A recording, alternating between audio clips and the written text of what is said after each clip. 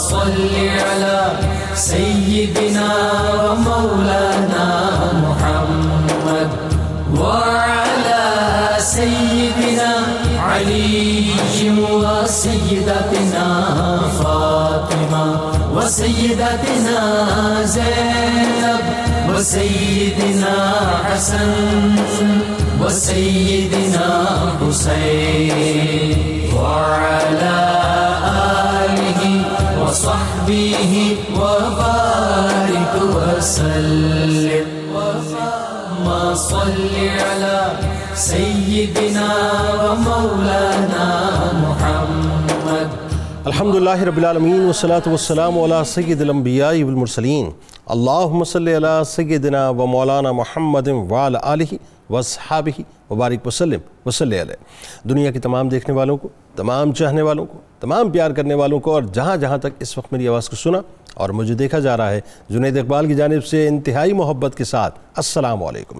ایک بار پھر ناظرین، آپ کو پر نور صبح میں صبح نور کے ساتھ میں دل کی گہرائیوں سے خوش آمدید کہتا ہوں. اور آئیے بلا توقف چلیں گے حضرت ابو انیس محمد برکت علی علیہ رحمہ کی تالیف اسماء النبی الکریم صلی اللہ علیہ وآلہ وسلم سے رسول اللہ صلی اللہ علیہ وآلہ وسلم کا اسم مبارک پڑھنے اور سننے کی سعادت حاصل کرتے ہیں. سیدنا نبی الحرمین صلی اللہ علیہ وآلہ وسلم، ہمارے سردار حرمین شریفین کے نبی، درود و سلام بھیجے اللہ آپ صلی اللہ علیہ وآلہ وسلم پر، آپ صلی اللہ علیہ وآلہ وسلم کے آل پاک پر، اور صحابہ کرام رضوان اللہ تعالیٰ علیہم اجمعین پر. حضرت عبداللہ بن زید رضی اللہ تعالیٰ عنہ سے روایت ہے کہ حضور نبی کریم صلی اللہ علیہ وسلم نے فرمایا کہ بے شک سیدنا ابراہیم علیہ السلام نے مکہ مکرمہ کو حرم پاک بنایا تھا اور یہاں کے رہنے والوں کے لیے دعا کی تھی، اور میں بھی مدینہ منورہ کو اسی طرح حرم بنا رہا ہوں. اور مزید آپ صلی اللہ علیہ وآلہ وسلم نے فرمایا کہ اللہ تعالیٰ نے مدینہ منورہ کو تمام بیماریوں سے محفوظ کر لیا. اس میں نہ تو طاعون داخل ہو سکتا ہے اور نہ دجال داخل ہو سکتا ہے. ہمارے ساتھ آپ آج انشاءاللہ ضرور جڑے رہیے گا، کیونکہ آج بڑا ہی سمجھ لیجئے کہ ایک آپ کو تاریخی پرسپیکٹیو کلیئر کریں گے. غزوہ بنو نذیر ناظرین ایک غزوہ ہوا تھا، اور اس کے اسباب کیا تھے، اس کے واقعات کیا تھے، اس کے نتائج کیا تھے، یعنی مستقل یہ یہودیوں کے ساتھ جو ایک کانفلکٹ رہا ہے وہ کیا رہا ہے، اس پہ انشاءاللہ آج بات ہوگی. بات یہ ناظرین کرام، مدینہ منورہ میں پہلے تو ذہن میں رکھیں کہ یہود اور منافقین دو ایسے گروہ تھے جن میں باہمی طور پر اگرچہ بے شمار اختلافات اور عداوتیں تھیں، لیکن اسلام سے بغض، اسلام سے اناد، اسلام سے دشمنی اور اسلام کے خلاف سازشوں میں وہ سب کے سب ایک پیج پہ ہوتے تھے، یعنی سیم پیج کے اوپر متفق ہوا کرتے تھے.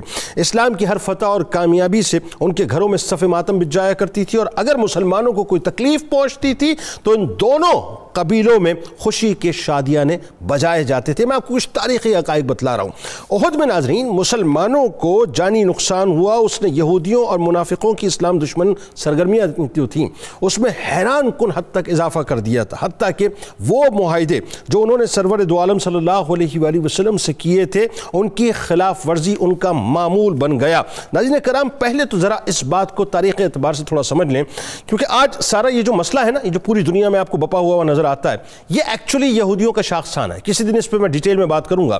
یعنی بنو نذیر جو ہیں ایکچولی فلسطین کے باشندے تھے، اور 132 عیسوی میں رومیوں کی سخت روی کی وجہ سے یہودیوں کے چند قبائل جن میں بنو نذیر اور بنو قریظہ شامل ہیں فلسطین چھوڑ کر یثرب میں آ کر آباد ہو گئے تھے، جو مدینہ منورہ کا پہلے نام تھا. ناظرین بنی نذیر مدینہ پاک میں قبا کے قریب مشرق کی جانب آ کر آباد ہو گئے تھے. اس وقت مدینہ پاک میں عرب قبائل میں ایک اوس تھے اور ایک خزرج تھے جو کہ ممتاز قبائل میں شمار ہوتے تھے. یہ دونوں یہودی قبائل ناظرین یعنی بنو نذیر خزرج کے اور بنو قریظہ اوس کے حلیف بن گئے، اور بنی اوس اور بنی خزرج کی باہمی لڑائیوں میں اپنے اپنے حلیفوں کا ساتھ دیتے رہے. یہاں تک تو آپ کو کلیئرٹی آ گئی ہوگی. جب نبی کریم صلی اللہ علیہ وآلہ وسلم ہجرت کر کے مدینہ منورہ تشریف فرما ہوئے تو آپ نے ہر دو عرب قبائل اور مہاجرین کو ملا کر ایک برادری، ایک کمیونٹی بنائی، اور مسلم معاشرہ اور یہودیوں کے درمیان واضح شرائط پر ایک معاہدہ طے کر لیا جسے آپ میثاق مدینہ کہتے ہیں ناظرین. لیکن یہودی قبائل اور خاص کر بنو نذیر جو ہیں ہمیشہ منافقانہ رویہ اختیار کیے ہوئے تھے، یعنی اندر ان کے کچھ چیز پلتی رہتی تھی، کیونکہ ان کی فطرت کے اندر، ان کی انسٹنکٹ میں سازشیں موجود تھیں. یہاں تک کہ 4 ہجری میں انہوں نے رسول کریم صلی اللہ علیہ وآلہ وسلم کو شہید کرنے کی معاذ اللہ سازش کی، جس کا بر وقت آپ صلی اللہ علیہ وآلہ وسلم کو علم ہو گیا، کیونکہ ظاہر ہے آپ کی پروٹیکشن تو اللہ تبارک و تعالیٰ نے کی ہوئی ہے، جس پر آپ صلی اللہ علیہ وآلہ وسلم نے ربیع الاول 4 ہجری میں انہیں الٹیمیٹم دے دیا کہ آلموسٹ 15 دن کا الٹیمیٹم دیا کہ اس کے اندر یہاں سے نکل جائیں۔ لیکن جب انہوں نے قریش مکہ اور عبداللہ ابن ابی کے کہنے پہ، جو کہ منافق اعظم تھا، لڑائی کی ٹھان لی، تو مسلمانوں نے ان کے قلعے کا محاصرہ کر لیا، جو تقریباً کوئی کہا جاتا ہے کہ 15 دن تک جاری رہا۔ بعد میں وہ مدینہ پاک کی مقدس زمین سے نکالے گئے، جس پر وہ ملک کے شام اور خیبر کی طرف نکل گئے، یعنی وہ اسپلٹ ہو گئے 2 حصوں کے اندر۔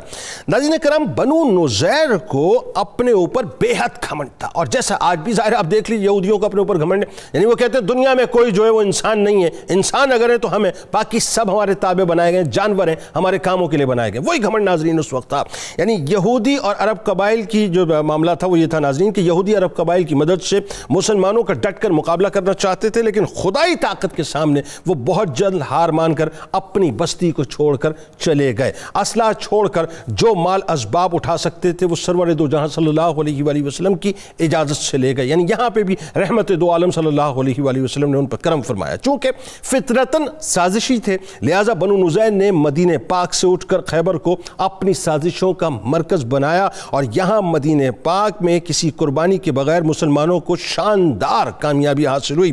اس سے مدینہ میں قائم مسلمانوں کا اقتدار مزید مضبوط ہو گیا، اور منافقین پر ایک بددلی سی کیفیت جو ہے وہ چھا گئی تھی۔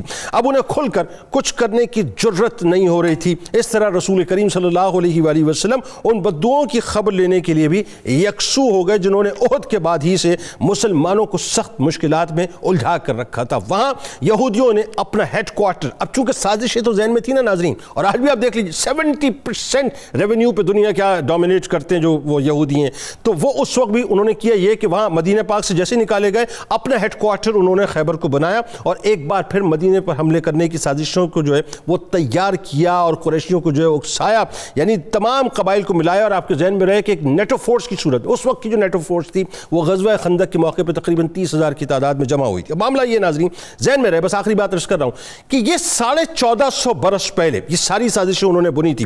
یہ زخم یہودیوں کے سینے کے اوپر یوں کہہ لیجئے کسی تیر کی طرح، کسی بھالے کی طرح جو ہے مستقل چبھا ہوا ہے، اور آج بھی وہ گریٹر اسرائیل کی تکمیل کی صورت میں اس کو اپنے ذہن میں، اپنے وجود میں تازہ رکھے ہوئے، اپنے مشن میں تازہ رکھے ہوئے، یعنی یہ ذہن میں رکھیے گا کہ اسرائیل کسی وقت بھی خدا نخواستہ خاکم بدین کلیم کرے گا، اور وہ گریٹر اسرائیل کے نقشے میں مدینہ کو کلیم کرتا ہے، وہ تو کبھی بھی وہ کلیم کرے گا کہ مدینہ پاک میں بنو قریظہ، بنو نذیر، بنو قینقاع کی زمینیں جو ہیں وہ بیسکلی ان کی، اور وہ اس کا مطالبہ کر سکتا ہے ناظرین۔ یعنی یہی صہیونی تحریک کا اصل مقصد ہے، یہی زائنسٹ ایجنڈا ہے جس کے اوپر وہ کام کر رہے ہیں، جس کے تانے بانے بنو نذیر کے مدینہ پاک سے نکالے جانے سے ملتے ہیں۔ اس بات کو اپنے ذہن میں ہمیشہ تازہ رکھیے گا۔ آغاز کرتے ہیں، 3 شخصیات ہمارے ساتھ موجود ہیں، یقیناً کسی تعارف نہیں۔ پہلی شخصیت ممتاز عالم دین ہمارے بزرگ محترم جناب پروفیسر محمد سعید احمد خان صاحب تشریف فرمائے۔ دوسری شخصیت ممتاز عالم دین جناب علامہ محمد احمد برکاتی صاحب ہمارے ساتھ تشریف فرمائے۔ تیسری شخصیت ممتاز عالم دین جناب ڈاکٹر نعیم الدین الازہری صاحب تشریف فرمائے۔ تینوں آپ کو السلام علیکم، خوش آمدید۔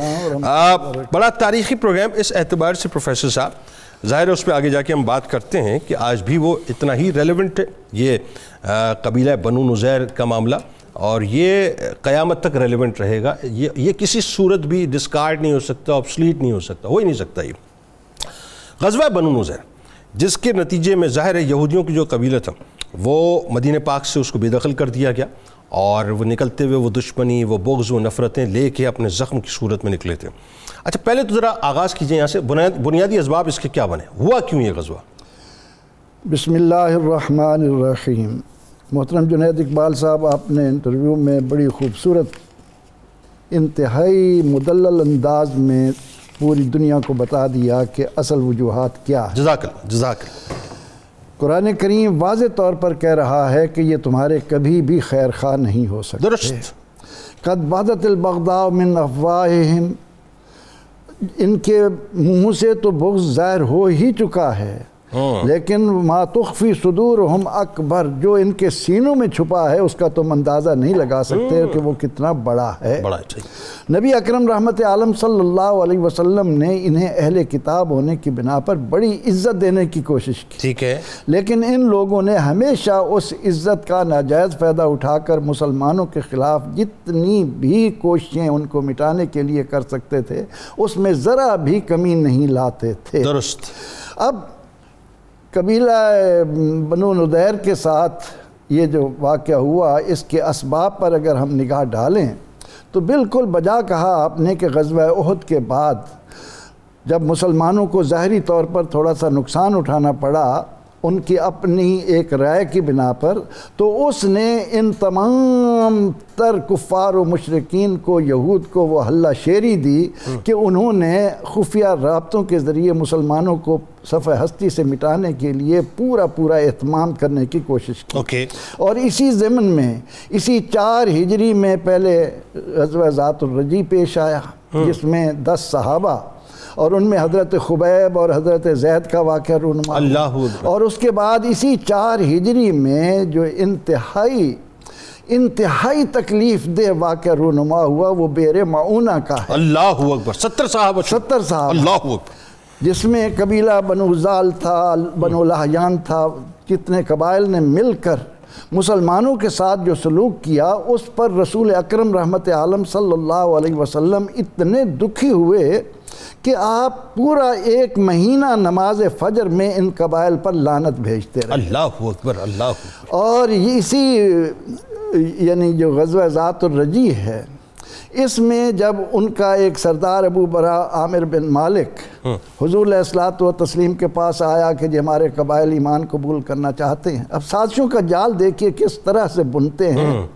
ظاہری طور پر کچھ ہوتا ہے لیکن اس کے اندر جو خفیہ ان کی ترکیبیں ہیں ان کا آج تک مسلمان اندازہ نہیں لگا سکتے کہ یہ مسلمانوں کو صفحہ ہستی سے مٹانے کے لیے کیا کیا حربے اختیار کرتے ہیں۔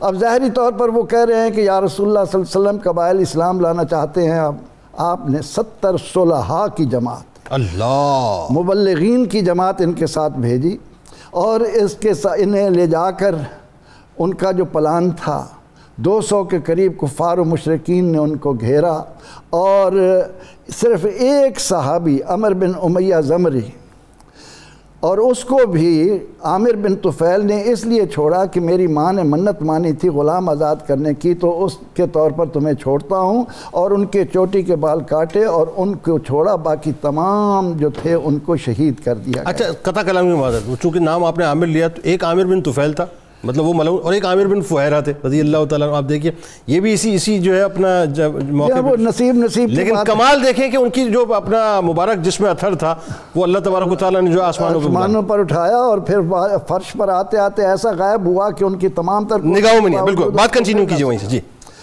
اب جب یہ صحابی رضی اللہ عنہ واپس آ رہے ہیں تو کرکرہ کے مقام پر جب تھوڑی دیر سستانے کے لیے ٹھہرے تو وہاں انہیں قبیلہ بنو کلاب کے 2 آدمی نظر آئے، اسی قبیلے جنہوں نے مطلب شہادت کی تھی۔ اب ان کو دیکھ کر انہیں وہ سارا منظر یاد آ گیا، ٹھیک، انہیں اپنی آنکھوں کے سامنے اپنے 70 صحابہ کو شہید ہوتے دیکھا ہو اور وہ بھی بڑی بے دردی کے ساتھ، تو انہوں نے ان دونوں کا کام تمام کر دیا۔ اب یہ بات جب نبی اکرم رحمت عالم صلی اللہ علیہ وسلم تک پہنچی تو آپ نے فرمایا کہ ان دونوں کو میں تو امان دے چکا تھا۔ اب ان کو تو نہیں معلوم تھا کہ میرے آقا نے ان کو امان دی ہے۔ یہاں رک کے ایک بات اور سمجھا دیجئے لوگوں کو، کیا رحمت اللہ عالمین کی رحمت اللہ عالمینی ہے کہ 70 شہادتیں ہو چکی ہیں، لیکن فکر اس بات کی ہے کہ ان 2 کو جو ہے وہ بلا وجہ کیوں مار دیا گیا یا قتل کیوں کر دیا گیا جبکہ میں تو امان دے چکا تھا۔ جی، آپ تو انسانیت کو جو حسن عطا کرنے لیے آئے ہیں اس کی طرف کس کا ذہن پہنچ سکتا ہے، جو اس کا اندازہ پھر کیا ہوا بتائیے۔ اب اس کے بعد نبی اکرم رحمت عالم صلی اللہ علیہ وسلم نے ایک سبب جو اس کا بنتا ہے، اس زمن میں علماء نے کہا کہ آپ نے جو معاہدہ کیا تھا آتے میثاق مدینہ، ٹھیک ہے، ان کے اندر ایک شرط یہ بھی تھی کہ اگر کبھی دیت دینے کا موقع آئے گا تو اس میں بھی سب مل کر حلیف مل کے ساتھ جو حلیف ساتھ ہوں گے۔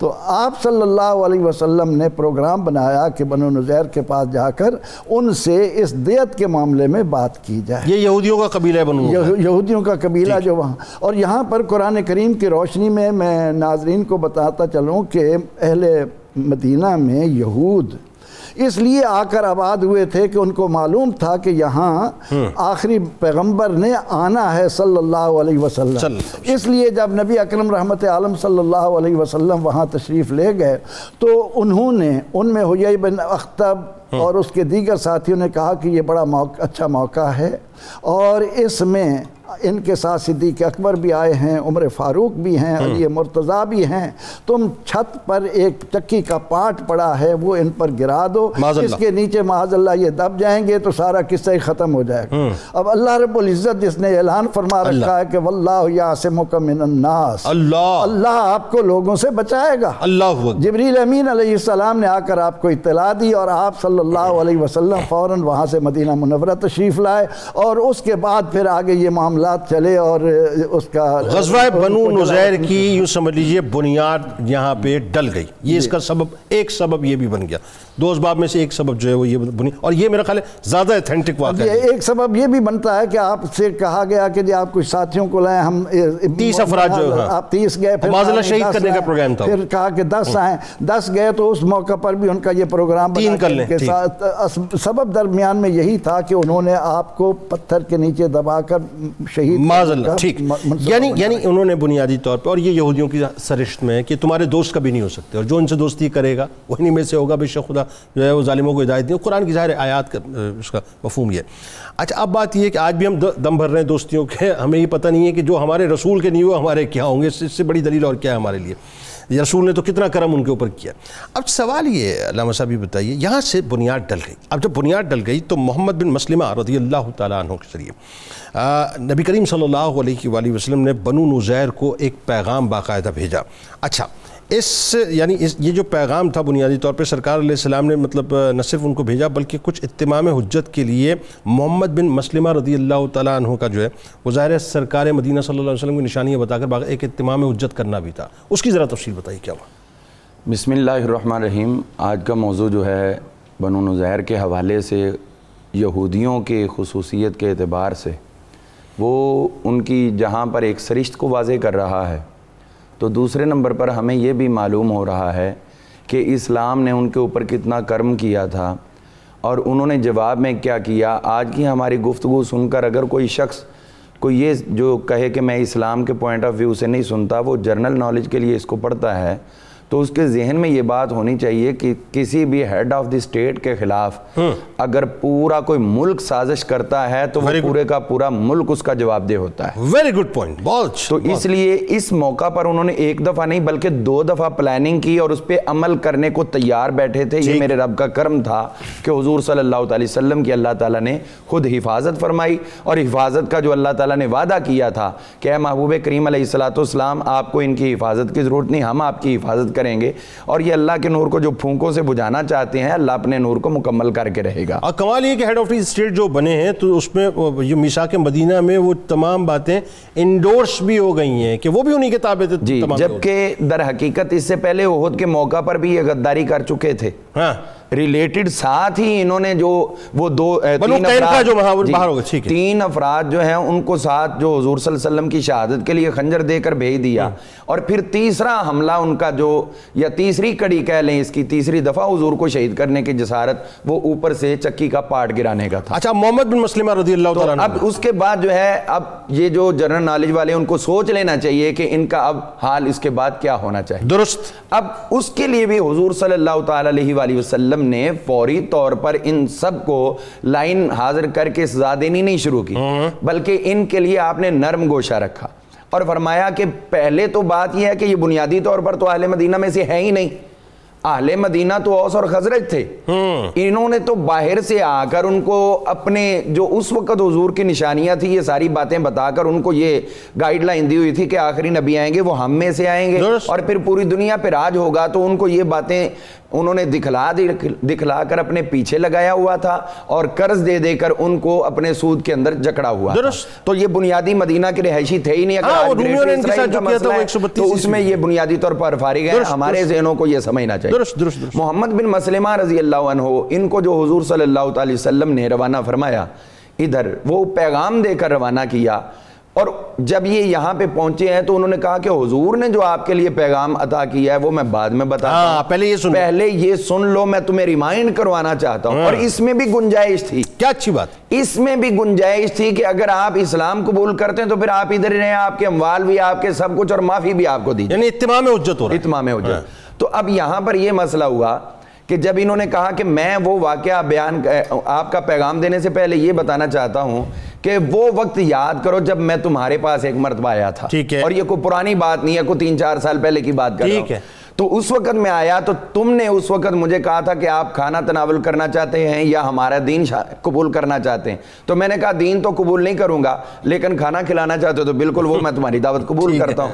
تو اب جب یہاں پہ آئے تو آپ نے فرمایا کہ یاد کرو تم نے اس وقت مجھے یہ کہا تھا کہ وہ آخری نبی آئیں گے، ابو راہب کی تم نے جو ہے وہ وہاں پر ختم کر دی بات، کہنے لگے کہ آخری نبی آئیں گے اور ان کی نشانیاں پوری کی پوری تم نے جو بیان کی آج ان کو اپنے ذہنوں میں تازہ کر لو، ٹھیک ہے، جو تم نے مجھے بتایا اب تمہاری بات تمہیں بتا رہا ہوں، وہ آخری نبی اتاکم صاحبکم الضحوک القتال فی عینیہ حمرہ، وہ ہستی آ رہی ہیں جن کے تم نے چہرے کی شباہت، ان کا کردار، وہ سب کچھ بیان کیا، اور اس انداز میں کہ وہ کثرت سے مسکرانے والے ہیں اور راہ حق میں لوگوں کے ساتھ جہاد کرنے والے ہیں، ان کی آنکھوں کے اندر سرخی ہے، وَيَأْتِي مِن قِبَلِ الْيَمَنِ، اور یمن کی طرف سے آئیں گے، يَرْكُبُ الْبَعِيرُ، وہ اونٹوں کے اوپر سواری کریں گے، وَيَلْبِسُ شملہ، آپ کا شملہ دستار مبارک کا یہ آپ کی نشانی ہوگی، وَيَجْتَزِعُ بِالْكَسْرَةِ، آپ سوکھے ٹکڑے کھایا کریں گے، یعنی ایک تو حکومت ہوگی لیکن اس کے باوجود ان کی قناعت کا یہ عالم ہوگا کہ روٹی کے خشک اختیاری فقر ہی ہوگا، گزارا کریں گے۔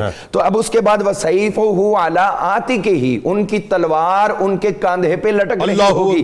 یہ تم نے جتنی نشانیاں مجھے بتائیں، اور اس کے ساتھ ساتھ ینطق بالحکمہ، جب بھی ان کی گفتگو ہوگی حکمت بھری باتیں وہ ارشاد، تمام نشانیاں موجود ہیں۔ اب بتاؤ وہ آقا میں نشانیاں ہیں کہ نہیں ہیں؟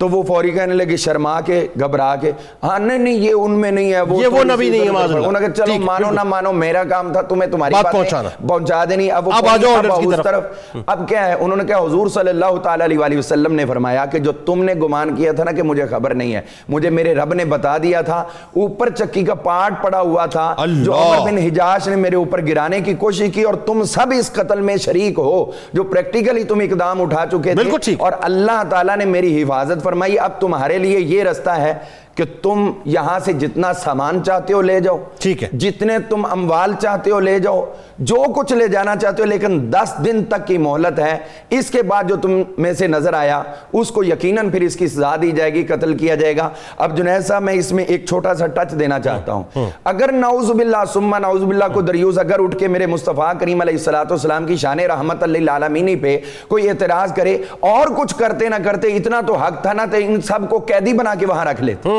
ارے صاحب اس سے آگے کا حق تھا، بظاہر تو شہادت ہو چکی تھی نا، مطلب جو انہوں نے اقدام کیا تھا، تو یہ تو سب اپنا قصاص میں جو قتل کیے جانے والے تھے تو سارے، اور کم از کم تو قیدی بنایا جاتا نا دیت کے معاملہ میں بھی آ کر، لیکن اس کے باوجود حضور مہلت دے رہے، اور کتنی 10 دنوں کی، یہ نہیں کہا کھڑے پاؤں نکل جاؤ، 10 دن میں جو لے جا 10 دن 15 دن جو بھی مہلت، ٹھیک ہے۔ تو اب اس میں یہ دیکھیے میرے مصطفیٰ کریم علیہ السلام نے ان کو آخری وقت تک بچانے کی کوشش کی، اور ان میں سے کچھ لوگ ایسے تھے جو اس وقت اپنے قلعے سے نیچے اترے، انہوں نے آ کے حضور کا کلمہ طیبہ پڑھا، آپ نے ان کو معافی بھی عطا کر دی، ان کے اموال بھی ان کو عطا فرمایا۔ بالکل ٹھیک، اس میں غالباً 2 لوگ تھے جو مطلب نیچے آئے تھے۔ اچھا اس میں اب جو ایک بڑی اہم ترین بات ہے وہ یہ، یہاں جو منافق اعظم تھا عبداللہ ابن ابی، وہ اپنی جال سازیاں کر رہا تھا، اچھا اس نے ٹریپ بڑے زبردست انداز سے، اچھا یہودیوں کے ساتھ ہونا بھی یہ چاہیے۔ میں آپ کو ایک بات بتاؤں، ہم پرابلم کیا پتہ ہے، ہم ان کو اس طرح سے ڈیل نہیں کر رہے، ان کو ان کے مزاج کے مطابق ڈیل، عبداللہ ابن ابی جیسا ذہن لے کے جو ہے نا ان کو ڈیل کرنا چاہیے، ان کو ان کے راستے پہ لگا دیں، مریض کی طبیعت کے مطابق۔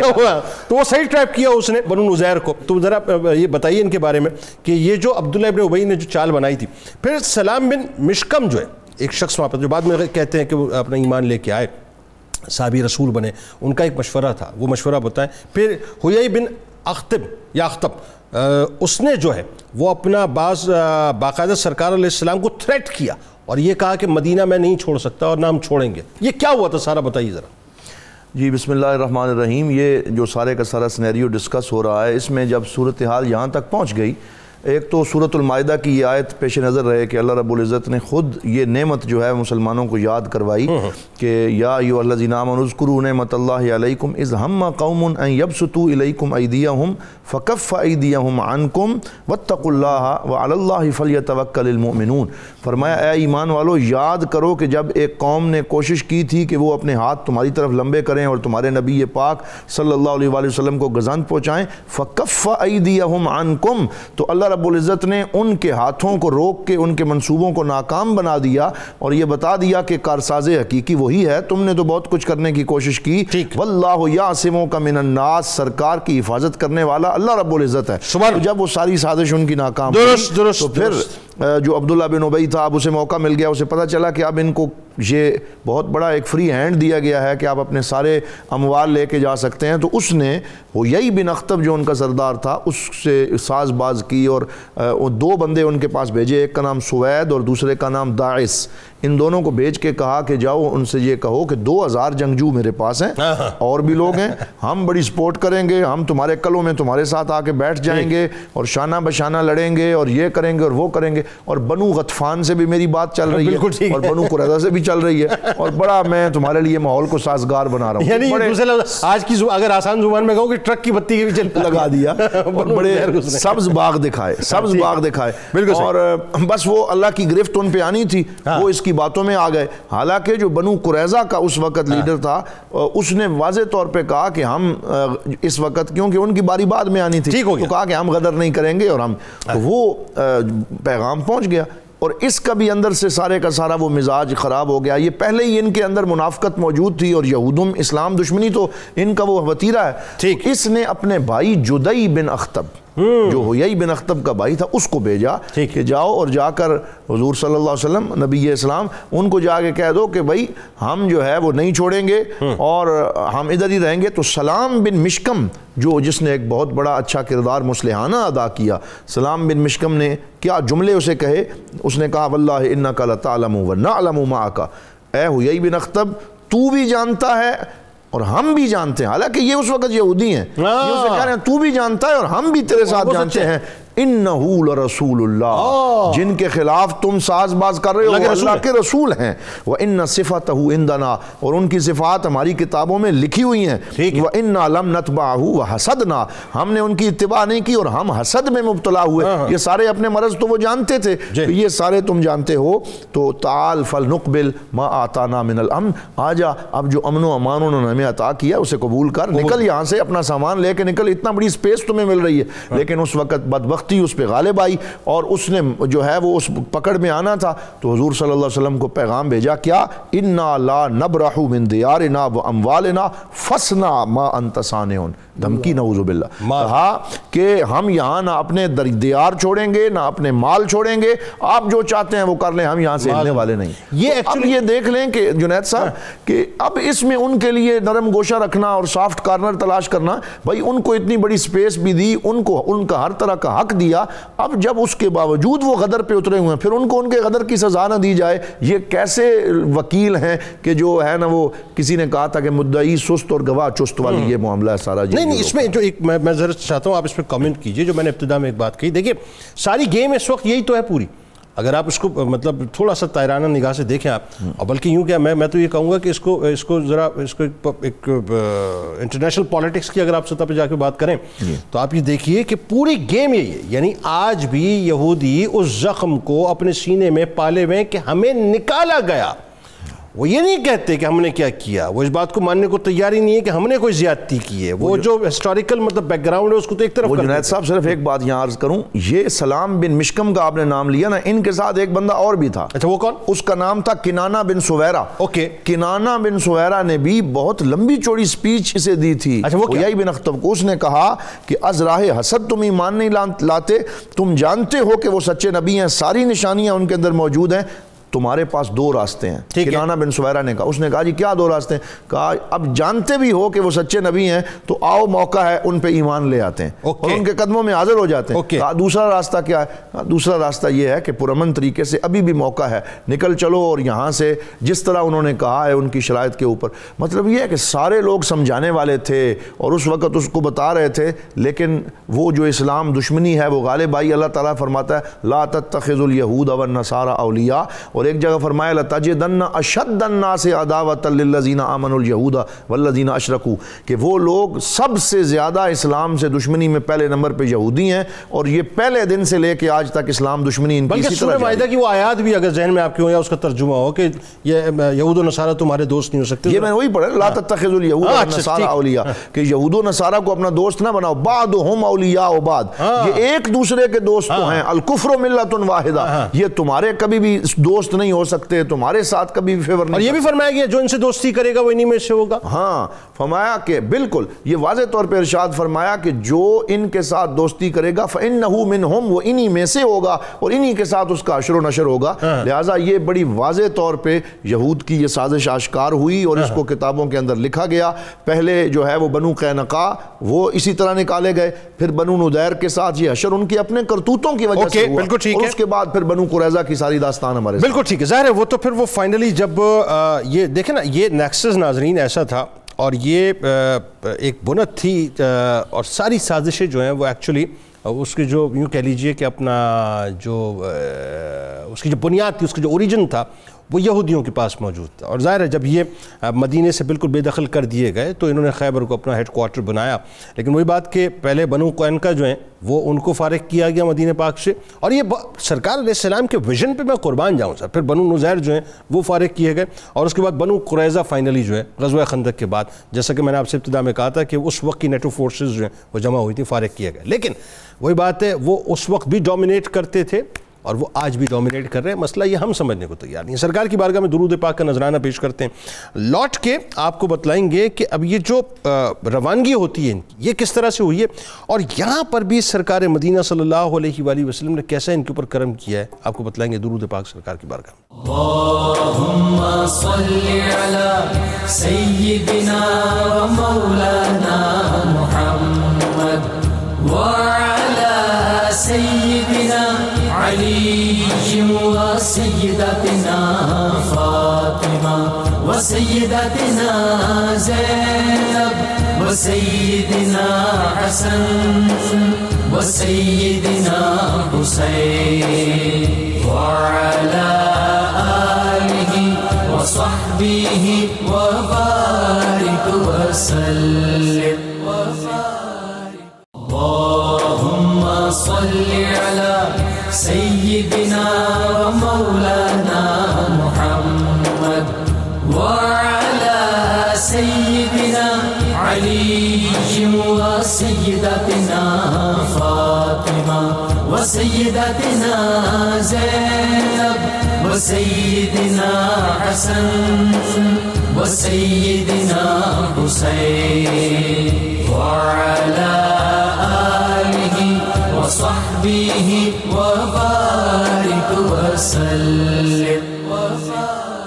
اللهم صل على سيدنا ومولانا محمد وعلى ایک بار پھر ناظرین میں آپ کو خوش آمدید کہتا ہوں. یہودیوں کے 3 قبائل میں ریپیٹ کیے دیتا ہوں مدینہ پاک میں بستے تھے, بنو قینقاع, بنو قریظہ, بنو نضیر. اور یہ ذہن میں رکھیے گا کہ یہ غالب تھے, یہ غاصب تھے. یہودیوں جتنے بھی تھے ناظرین یہ مدینہ پاک کی پوری اکانومی کے اوپر, یعنی 70% جیسا کہ آج پوری دنیا میں ان کا اپنا غلبہ ہے, اسی انداز سے اس وقت بھی یہ مدینہ پاک کی اکانومی پہ ڈومینیٹ کرتے تھے. اچھا اب بنو نضیر کا معاملہ یہ تھا صاحب, یہ جو قبیلہ تھا اس نے ظاہر ہے ایک باقاعدہ رفٹ سرکار مدینہ صلی اللہ علیہ وآلہ وسلم سے پیدا کر دی تھی, اور شہادت کے مطلب معاذ اللہ وہ درپیا ہو گئے تھے. لیکن اس کے بعد کیا ہوا, یہ سرکار نے جو اسٹریٹجی اپنائی ہے اس پہ گفتگو کرتے ہیں. سرکار مدینہ صلی اللہ علیہ وآلہ وسلم, پروفیسر صاحب یہ بتائیے کہ آپ جب بنو نضیر کی طرف باقاعدہ آپ کی روانگی ہوتی ہے اور اس میں آپ کو سرکار علیہ السلام نے خاص طور پہ ان کو ڈی مورلائز کیا, ان کے جو نخلستان تھے ان کو کاٹنے کا آپ نے حکم دیا اور پھر ان کا گھیراؤ کیا اور فائنلی یہ کہ ان کو شکست ہوئی، انہوں نے سرنڈر کر دیا. یہ جو پورا منظرنامہ تھا یہ کیا تھا، ذرا بتائیے. حضور نبی اکرم رحمت عالم صلی اللہ علیہ وسلم نے تو از راہ رحمت پوری کوشش کی کہ یہ کسی طرح امن سے اپنا سب کچھ لے کر یہاں سے چلے جائیں. ٹھیک. لیکن جیسا کہ قرآن کریم میں اللہ رب العزت نے فرمایا کہ ان کو دوست نہ بناؤ، فلیس من اللہ فی شیء ومن یفعل ذلک، جو ایسا کرے گا اللہ کا ذمہ اس سے اٹھ گیا. اوکے، یعنی برات کا اعلان کر دیا اللہ نے. برات کا اعلان کر دیا. اور پھر آج اسرائیل کو تسلیم کرنے ادھر ادھر کی جو باتیں ہو رہی ہیں، یہ جو بلا وجہ کی باتیں ہو رہی ہیں، اللہ کی وجہ سے مطلب برات کا اعلان ہے ان لوگوں کی. اللہ سچے کا ومن اصدق من اللہ قیلا اعلان ہے کہ ودوا ما عنتم، جو چیز مسلمانوں کو تکلیف میں ڈالے گی یہود اس پر بغلیں بجائیں گے. بالکل ٹھیک ہے. قرآن پاک نے واضح طور پر کہا کہ ان کے منہ سے بغض ظاہر ہو چکا، ان کو دوست مت بناؤ. یہ کبھی بھی تمہارے لا یعلونکم خبالا، یہ تمہیں نقصان پہنچانے میں کوئی کسر نہیں اٹھا رکھتے. یہ اعلان ہے قرآن کا. کاش ہم لوگوں کو سمجھ آ جائے. اس لیے نبی اکرم رحمت عالم صلی اللہ علیہ وسلم نے جب تیاری کی تو آپ یہ جان کر حیران ہوں گے کہ اس وقت یہود کا ایک نمائندہ عبداللہ بن ابی کے پاس موجود تھا اور ان کا اپنا بیٹا عبداللہ وہ بھی موجود تھا. سبحان اللہ. اس کے کانوں میں رسول اللہ صلی اللہ علیہ وسلم کی آواز پہنچی تو وہ فوراً تلوار سونت کر اپنے باپ کے سامنے نکل پڑا. سبحان اللہ. اب وہ آدمی بھاگا گیا، کہنے لگے اب تمہاری خیر نہیں. اور یہاں پر ایک اور مزے کی بات بتاتا چلوں کہ جب محمد بن ابی مسلمہ وہاں پہنچے ہیں تو نبی اکرم رحمت عالم صلی اللہ علیہ وسلم نے حیی بن اخطب کو جو پیغام بھیجا اس میں یہ تھا کہ ان سے کہو کہ ان اخرجوا من بلدی، ان سے کہو میرے شہر سے نکل جائیں. اللہ کے نبی نے مدینہ کو میرا شہر فرما کر جو عظمت فرمائی. اب نبی اکرم رحمت عالم صلی اللہ علیہ وسلم نے صحابہ کرام کو حکم دیا اور تمام ساتھیوں کو لے کر آپ نے جا کر ان کے قلعوں کا محاصرہ کر لیا. اللہ رب العزت نے قرآن کریم میں عبداللہ بن ابی کی ایک مثال دی ہے اور وہ ان لوگوں کو سمجھنی چاہیے جو اس طرح کے لوگوں کو ہمدرد سمجھ کر ان کی باتوں میں آتے ہیں. انہوں نے کہا کہ اللہ تعالیٰ کا اعلان ہے کہ کمثل الشیطان، عبداللہ بن ابی شیطان کی مانند ہے. ٹھیک ہے کہ اذ قال للانسان اکفر، جب شیطان انسان سے کہتا ہے کفر کر، جب وہ کفر کرتا ہے تو کہتا ہے انی بری برات کا اعلان، میں اعلان کر دوں میرا اس سے کوئی تعلق نہیں ہے. تو بالکل یعنی وہی بات آ گئی آج کے دور میں ٹرک کی بتی کے پیچھے لگا کے خود. اب یہ لوگ تو اپنی جگہ پر رہے، کسی کو ہمت نہ ہوئی، یہ پیغام بھیج دیا کہ میں بنو غطفان سے اور قریظہ سے بات کر رہا ہوں. اب اس کے بعد جب آپ نے جا کر ان کے قلعوں کا محاصرہ کر لیا کیونکہ وہ اپنے قلعوں میں چھپ گئے تھے، تو حضور سید عالم صلی اللہ علیہ وسلم نے آس پاس جو کھجوروں کے باغات دیکھے، آپ صلی اللہ علیہ وسلم نے فرمایا کہ یہ ہمارے لیے نقصان کا باعث بن سکتے ہیں، ان میں چھپ کر یہودی آ کر پیچھے سے مسلمانوں کو نقصان پہنچا سکتے ہیں. آپ نے اپنا کیمپ بھی تعمیر کروایا تھا نا، وہ قریب ہو رہا تھا نا، وہ تیر جو پھینکے جا رہے تھے. جی وہ بھی تھا، اور پھر یہ کہ اس سے چھپ کر وہ ہمیں نقصان پہنچا سکتے ہیں. تو آپ صلی اللہ علیہ وسلم نے حکم دیا کہ ان کو کاٹ دیا جائے. اور وہ تمام جگہ صاف کر کے تمام تر خطرات کو دور کرنے کے بعد حضور سید عالم صلی اللہ علیہ وسلم کے ساتھی ان کا محاصرہ کیے ہوئے ہیں. اور جب ان کو یقین ہو گیا کہ اب کسی طرح بھی ہماری ان سے بچت نہیں ہے تو اس میں انہوں نے پناہ مانگی کہ ہم یہاں سے اطمینان کے ساتھ جانے کو تیار ہیں. بلکہ اس سے پہلے کچھ قطع کلام کی معذرت، مولا کائنات مولا علی کرم اللہ وجہ الکریم جا کر کچھ گردنیں بھی مطلب جو اتار کے لیے آئے تھے. جی ہاں، وہ تو ان کی شرارتیں تو تھیں نا، تیر اندازی کر رہے تھے، تو اس کے جواب میں ظاہر ہے کہ مسلمان بھی بے خبر. بلکہ وہ جب لوگ تلاش کر رہے تھے مولا کائنات کو تو مجھے مفہوم کچھ مجھے یاد آتا ہے کہ سرکار سے فرمایا گیا، مطلب عرض کیا گیا رسول اللہ صلی اللہ علیہ وسلم حضرت علی نظر نہیں آ رہے، تو آپ نے فرمایا وہ اپنے کام پہ لگے ہیں، اپنے مشن پہ لگے ہیں، مشن پورا کر کے کام کر کے آتے ہیں.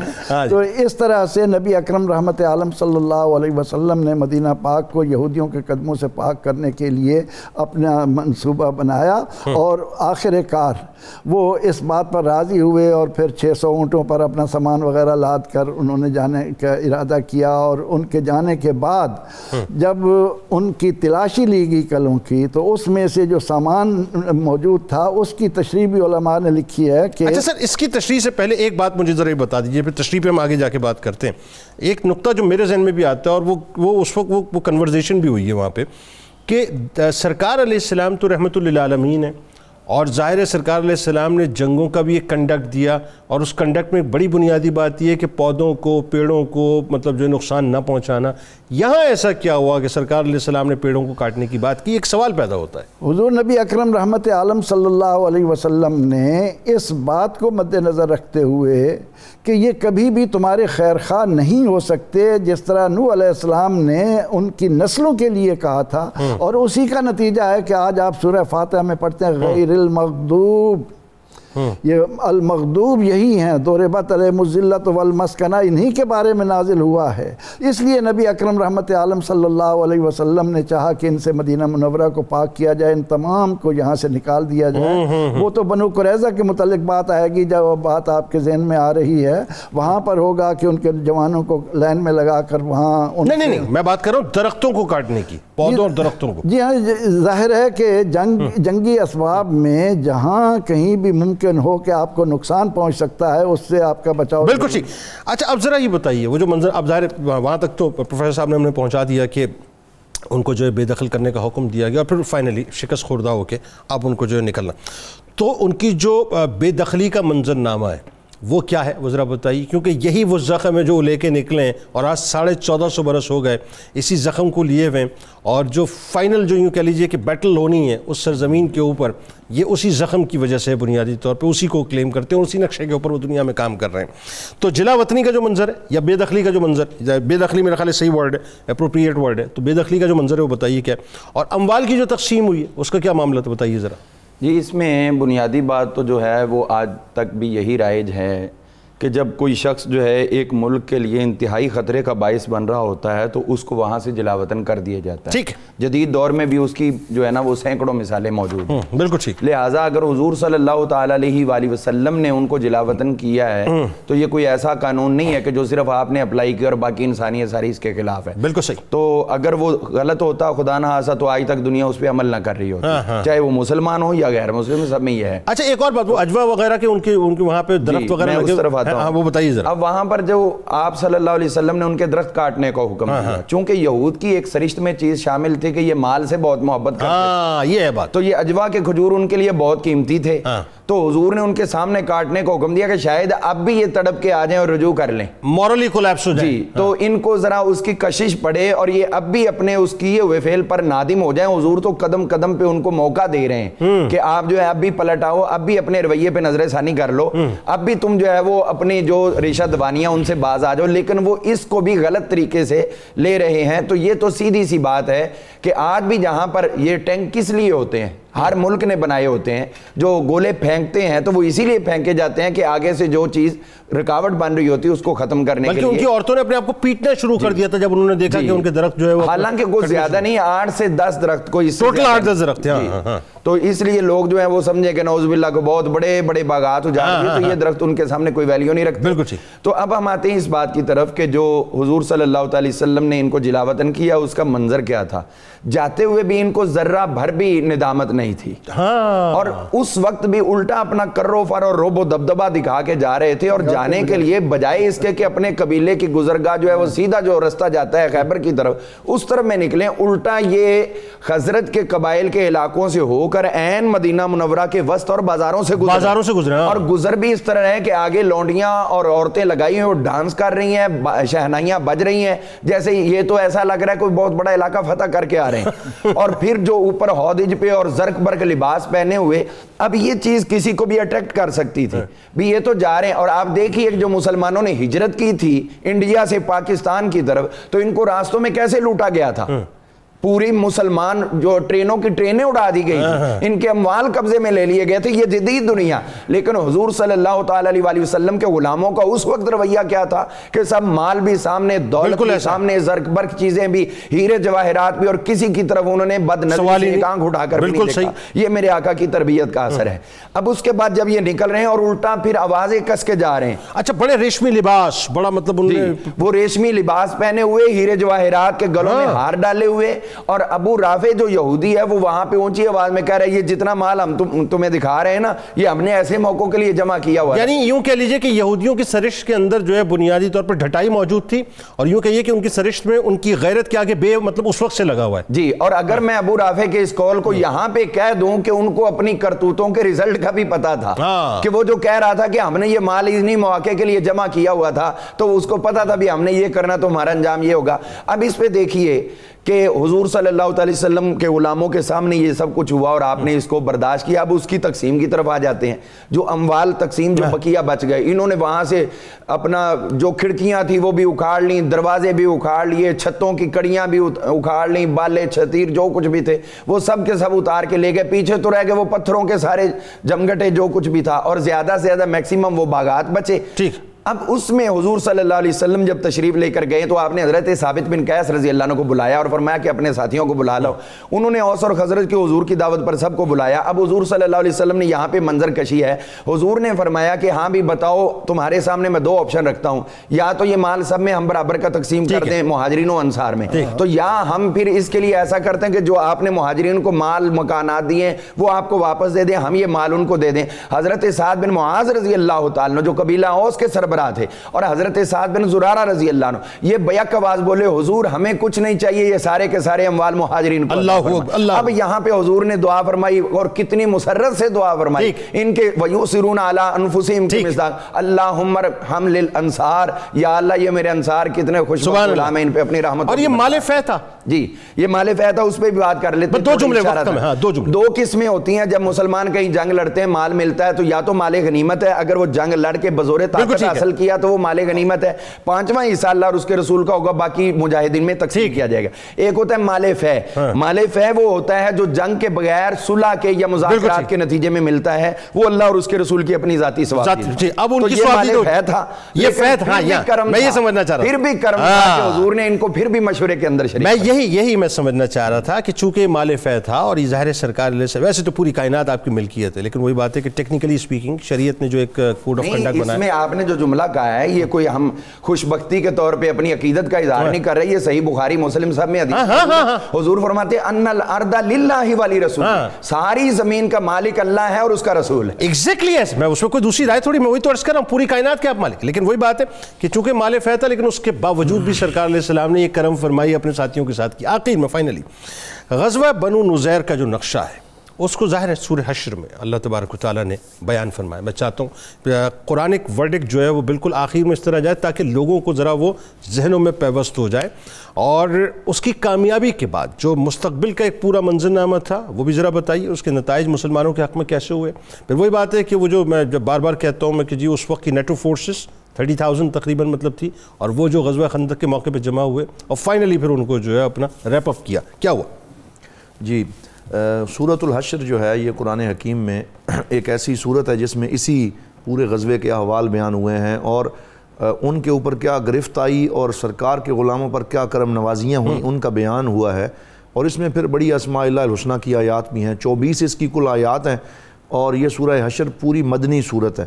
تو اس میں جو سینیریو اس جنگ کا بیان ہوا ہے تھوڑی وہ آیات میں عرض کرتا ہوں. سبح للہ ما فی السماوات وما فی الارض وہو العزیز الحکیم والذی اخرج الذین کفروا من اہل الکتاب, بے شک وہی ذات ہے جس نے اہل کتاب میں سے جو کافر ہیں ان کو نکال دیا من دیارہم لاول الحشر, جبکہ لشکر جمع ہوا تو ان کو ان کے گھروں سے نکال دیا. ما ظننتم ان یخرجوا, تو وہ تو یہی گمان کر رہے تھے اور یہی لگتا تھا کہ وہ نہیں نکلیں گے, وہ اپنے گھروں سے نہیں نکلیں گے. وظنوا انہم مانعتہم حصونہم من اللہ, اور وہ یہ سمجھتے تھے کہ ان کے قلعے ان کو اللہ سے بچا لیں گے. اور فَأَتَاهُمُ اللَّهُ مِنْ حَيْثُ لَمْ يَحْتَسِبُوا, لیکن اللہ تعالیٰ وہاں سے ان کو نکالا کہ ان کو اس کا گمان بھی نہیں تھا. وَقَذَفَ فِي قُلُوبِهِمُ الرُّعْبَ, اور اللہ نے ان کے دلوں میں رعب طاری کر دیا. يُخْرِبُونَ بِيُوتَهُمْ بِأَيْدِيهِمْ وَأَيْدِ الْمُؤْمِنِينَ, وہ اپنے گھروں کو اپنے ہی ہاتھوں سے پھر گرا رہے تھے. اور یہ سارے کا سارا لشکر جو ہے وہ منظر بیان کرنے کے بعد فرمایا فَاعْتَبِرُوا يَا أُولِي الْأَبْصَارِ, اے نصیحت حاصل کرنے والوں یہاں سے عبرت حاصل کرو. پھر وہ جو کھجوریں تھیں ان پہ بڑا لوگ آج بھی کہتے ہیں نہیں جی وہ کھجوریں کیوں گرائیں اور ان کو وہاں سے کیوں ہٹوایا. قرآن نے خود اس کو بیان کر دیا. ما قطعتم من لینۃ, او ترکتموہا قائمتاً علی اصولہا فبإذن اللہ ولیخزی الفاسقین، فرمایا وہ جن کھجوروں کو تم نے کاٹا اور جن کو تم نے باقی رہنے دیا، یہ سرکار دو عالم صلی اللہ علیہ وسلم کی اپنی مرضی سے نہیں تھا، یہ اللہ کے حکم سے تھا، جو کیا اللہ کے حکم سے کیا، تاکہ ان فاسقوں کو رسوا کیا جائے اور ان کو بتایا جائے کہ تمہارا دل مال کی محبت میں لگا ہوا تھا۔ اور ایک اور آیت یہاں میں عرض کرنا چاہوں گا، لا یقاتلونکم جمیعا، پھر قرآن نے کیٹیگوریکلی فرما دیا یہ اب کبھی بھی جمع ہو کے کبھی بھی مسلمانوں سے جنگ نہیں کر سکیں گے، الا فی قرن محصنۃ او من وراء جدر، یا قلعوں میں بند ہو کے یا دیواروں کے پیچھے بزدلوں کی طرح یہ جنگ کریں گے، بأسہم بینہم شدید، اور ان کی آپس کے اندر جو لڑائیاں ہیں وہ ہوتی رہیں گی، تحسبہم جمیعا وقلوبہم شتیٰ، آپ سمجھتے ہیں کہ یہ بڑے جو ہے وہ آپس میں مجتمع ہیں، جبکہ ان کے دل ایک دوسرے کے ساتھ مجتمع نہیں ہیں بلکہ یہ جدا جدا ہیں، ذالک بانہم قوم لا یعقلون۔ پھر اس کے نتائج جناب یہ مرتب ہوئے کہ اس یہودیوں کو جب مدینے سے دیس نکالا ہوا اور وہاں سے رسوا ہو کے نکالے گئے، پھر اس کے بعد انہیں کہیں چین نہیں ملا، اور جو ہے وہ خیبر میں گئے، پھر وہاں سرکار دو عالم صلی اللہ علیہ وسلم 7 ہجری میں پہنچے، اور پھر خیبر فتح ہوا، اور مولا علی شیر خدا کی بطولت اور بہادری، خیبر سے پہلے 5 ہجری میں تو وہ غزوہ خندق جو غزوہ خندق ہے، اور جس میں آپ نے بھی اس کا ذکر کیا کہ اس میں جب سارے لشکر جو ہے مل کے آ گئے، اور قرآن نے اس کو غزوۃ الاحزاب قرار دیا کہ حزب کی جمع احزاب ہے، سارے لشکر آئے، اور پھر وہاں بھی جو بنو قریظہ تھی انہوں نے کس طریقے سے ساز باز کی، اور ان کو پھر کس طریقے سے قتل کیا گیا، اور ان کے کیے کہ ان کو سزا دی گئی۔ تو رسوائیوں کا یہودیوں کے لیے ایک ایسا دور شروع ہوا جو نہ ختم ہونے والا ہے، یعنی مدینہ پاک سے بے دخل کیا گیا، پھر خیبر کو انہوں نے ہیڈ کوارٹر بنایا سازشوں کا، پھر خیبر کو فتح کیا گیا، پھر خیبر سے بھی ان کو بے دخل ہوئے، اور قرآن پاک میں سورۃ الاسراء میں اللہ تعالیٰ نے فرمایا کہ اب یہ اسی طرح بے دخل ہی رہیں گے، اور ان کو کہیں جائے امان مل نہیں سکے گی۔ اب یہاں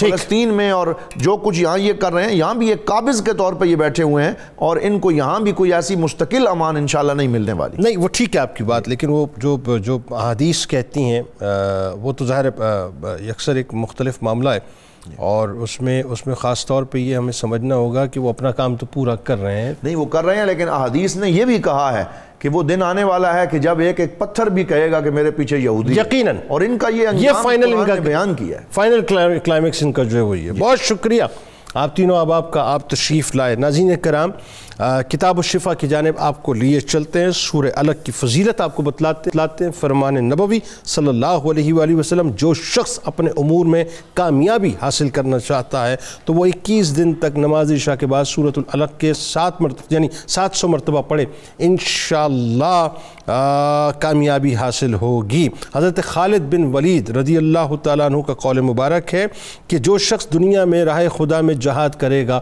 اور مشقتیں اٹھائے گا، وہی آرام و راحت اور جنت کا حقدار ٹھہرے گا۔ روزنامہ 92 نیوز میں آج مضمون ضرور پڑھ، غزوہ بنو نذیر کے اسباب، واقعات اور نتائج کے حوالے سے آپ وہاں موجود ہیں یا موجود ہیں، مل کے نعرہ لگائیں گے، لیکن اس سے پہلے ذرا روح سے تجدید عہد وفا کریں گے۔ لا یؤمن احدکم حتی اکون احب الیہ من والدہ وولدہ والناس اجمعین۔ اللہ تعالیٰ آپ کا، ہمارا، ہم سب کا، پاکستان کا اور امت مسلمہ کا حامی و ناصر، آمین۔ پاکستان کا مطلب کیا؟ لا الہ الا اللہ محمد رسول اللہ صلی اللہ علیہ وسلم۔